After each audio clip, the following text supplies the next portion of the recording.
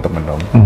Oke, salah satu nasihat sahabat saya yang saya katakan sudah berhasil ya itu, dan saya pun mulai meniru karena dari ngobrol ngopi itu saya dapat ilmu luar biasa. Bahkan setiap saya mau jalani bisnis, dia selalu support backup manajemen risikonya. Bahkan kemarin saya disodori perjanjian kerjasama pun dicek sama dia, itu pun juga ada beberapa sampai ada yang batal juga gitu ya. Jadi dia menasihati saya, bisnismu itu bagus, tapi kalau kamu backup dengan aset jauh lebih bagus gitu. Nah, jadi memang untuk investasi yang bagus itu memang kepada aset ya. Aset Itu kalau skalanya udah tinggi. Nah, teman-teman untuk memulai apa namanya mandiri ya, artinya bukan dengan kerja ikut orang, itu kan 10 pintu rezeki itu kan 9-nya adalah dagang kan? Artinya kan perniagaan. Nah, coba teman-teman mulai mandiri dengan jualan. Apalagi jualan sekarang banyak banget yang kemudahannya lah. Kita dengan konten sambil menawarkan produk orang lain dengan affiliate itu kan juga jualan. Gitu. Jadi tidak harus selalu memulai dengan hal besar. Banyak kok teman-teman yang di kelas TikTok itu dia mulainya dari sendiri dulu. Sekarang sudah banyak bangun tim, mulai mikirin bikin kantor, mulai beli alat-alat untuk live. Termasuk saya pun juga bikin kantor gitu. Tinggal tanggal 11 ini sudah bisa dipakai gitu. Dan itu aset gitu. Kantor itu aset untuk backup bisnis gitu.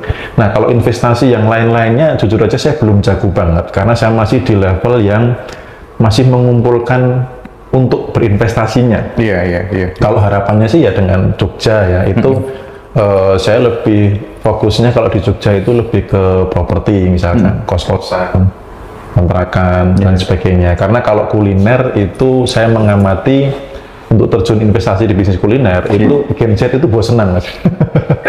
Jadi Gen Z itu bosenan ya? Banyak kuliner tuh yang hanya viral sesaat begitu. Betul. Nah itu kalau nggak bisa menciptakan ide baru, konsep baru dan sebagainya, itu akhirnya ya mereka hanya sana sini jarang yang berlangganan betul gitu jarang. Jadi kalau investasi saya lebih kepada aset sih gitu. Ya kalau saya tiru dari Pak Madiku, kecuali aset juga emas. Ya emas karena emas itu kan nilainya terus naik bertambah ya. Contohnya begini, misalkan biaya pendaftaran sekolah anak itu kan sekarang 5 juta. Misalkan anak pertama nih, anak kedua kira-kira 5 tahun lagi itu akan daftar sekolah juga.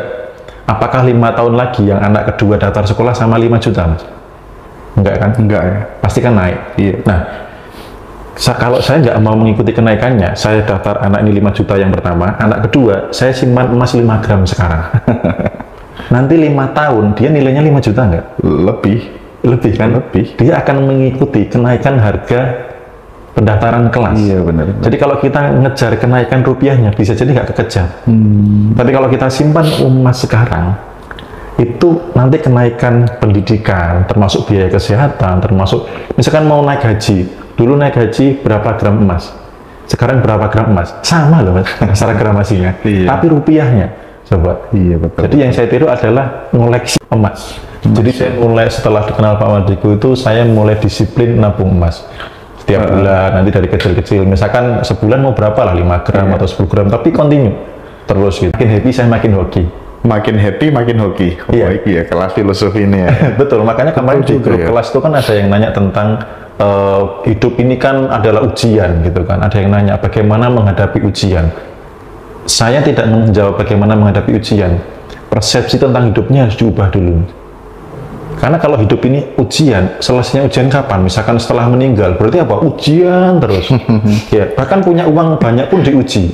Punya istri cantik diuji, punya anak baik diuji, nggak selesai-selesai. Termasuk apa namanya? Kalau ada orang ngomong hidup adalah perjuangan, saya langsung lo aja kali, gue mah kagak gitu. Akhirnya saya ganti. Hidup adalah keajaiban. Hidup adalah keberuntungan, hidup adalah anugerah, gitu. Jadi bukan hidup adalah perjuangan, ya sono gitu, lo aja kali gue mah agak gitu. Nah, cara mengubah itu memang harus ada sumber informasi baru, yang itu kita sepakati, lalu akhirnya kita afirmasikan, kita pancarkan. Oke, mulai detik ini kita putuskan, mulai detik ini hidup saya adalah anugerah, hidup saya adalah keajaiban dan keberuntungan. Jadi untuk naik level, saya tidak perlu jatuh lagi. Karena kan naik tangga itu kan tidak harus kepleset dulu, Mas. Bisa Iya. naik dengan mulus kan gitu kan.